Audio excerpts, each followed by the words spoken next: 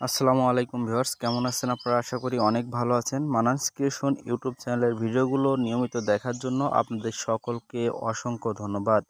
আমি যেহেতু বিগত 10 মাস কোনো ভিডিও দিই না, তারপরেও যে আপনারা এত ভালোবাসা দিয়ে আমার ভিডিওগুলো দেখেন এবং কমেন্ট করেন, তার জন্য আসলে আপনাদেরকে অনেক অনেক ধন্যবাদ আমার দেওয়া উচিত। তো আমি যেহেতু ভিডিও বানানো অফ করে দিয়েছি, তাই এখন চিন্তা করছি মাঝে মধ্যে যখন ছুটি থাকবে, যেমন এখন ঈদের ছুটিতে বাড়ি আসছে, এরকম যখন মাঝে মধ্যে ছুটি থাকবে তখন আপনাদের জন্য দারুণ দারুণ কিছু পিএলপি ফাইল ফ্রিতে শেয়ার করব। আগে যেমন পাসওয়ার্ড দিতাম, এখন আর কোনো পাসওয়ার্ড দিব না, আপনাদের সাথে ফ্রিতে শেয়ার করব। আপনারা যেহেতু আমার সাথে এতদিন আছেন, তো এতটুকু তো আমি করতেই পারি। আজকে একটা পিএলপি ফাইল আপনার সাথে শেয়ার করব। এই পিএলপি ফাইলেও কোনো পাসওয়ার্ড থাকবে না। এটা ঈদুল আজহা উপলক্ষে একটা পিএলপি ফাইল। তো ফাইলটা ডাউনলোড করার জন্য ভিডিওর ডেসক্রিপশন বক্সে লিঙ্ক দেওয়া থাকবে, ওখানে ক্লিক করে সরাসরি ডাউনলোড করতে পারবেন। ডাউনলোড করার পর এটা কাস্টমাইজ করার জন্য আপনাদের প্রয়োজন হবে পিক্সেল অ্যাপ। অ্যাপটা ভিডিও ডেসক্রিপশন বক্সে লিঙ্ক থাকবে, ওই লিঙ্ক থেকে আপনারা ইনস্টল করবেন যারা নতুন আছেন। আর যাদের পুরাতন আগে থেকে আছে তারা অ্যাপটা ওপেন করবেন। ওপেন করার পর আপনাদের সামনে ঠিক এই ধরনের একটা ইন্টারফেস আসবে। এখানে আপনার ওই পিএলপি ফাইলটা অ্যাড করার জন্য ডান দিকে উপর দেখতে পাচ্ছেন 3টা ডট আছে, এখানে ক্লিক করবেন। তারপর ওপেন ডট পিএলপি ফাইল এই অপশনটাতে ক্লিক করবেন।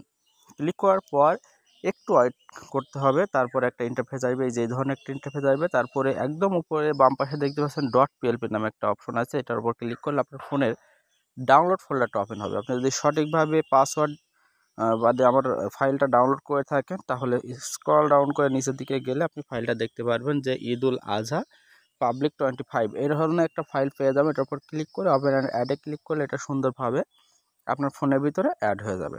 এখানে তেমন কিছু পরিবর্তন করার নেই, যেহেতু এটা পাবলিক সবার জন্য। শুধুমাত্র নাম ও ছবি পরিবর্তন করলে হয়ে যাবে।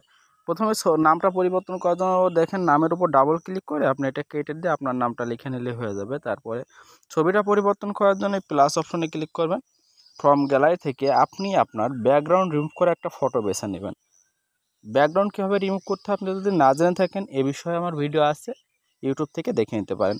তারপরে সেই ইমেজটার উপর ক্লিক করে আপনি এই যে উপরে রাউন্ড শেপ আছে, রাউন্ড শেপ এবং স্কোয়ার শেপ, এই দুটোর উপর ক্লিক করে এভাবে ক্রপ করে নেবেন।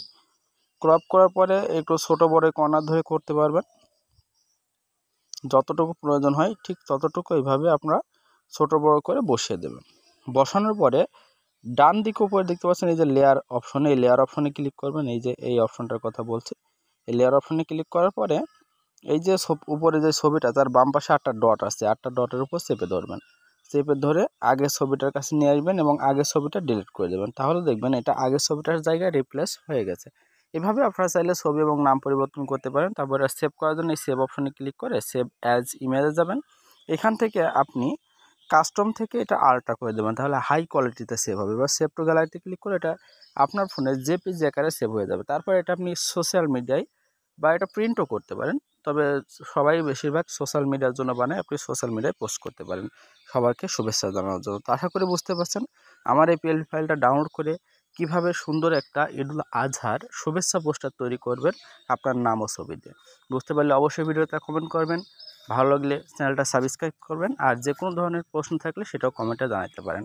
আমার এই চ্যানেলটা সাবস্ক্রাইব করে আপনারা এই 16,000 বানিয়েছেন, এটাকে আপনারা যাতে 100K বানান, তার জন্য আপনাদেরকে উৎসাহিত করার জন্য এই ভিডিওটা দিলাম। তো ভালো থাকবেন, সুস্থ থাকবেন, ধন্যবাদ সকলকে।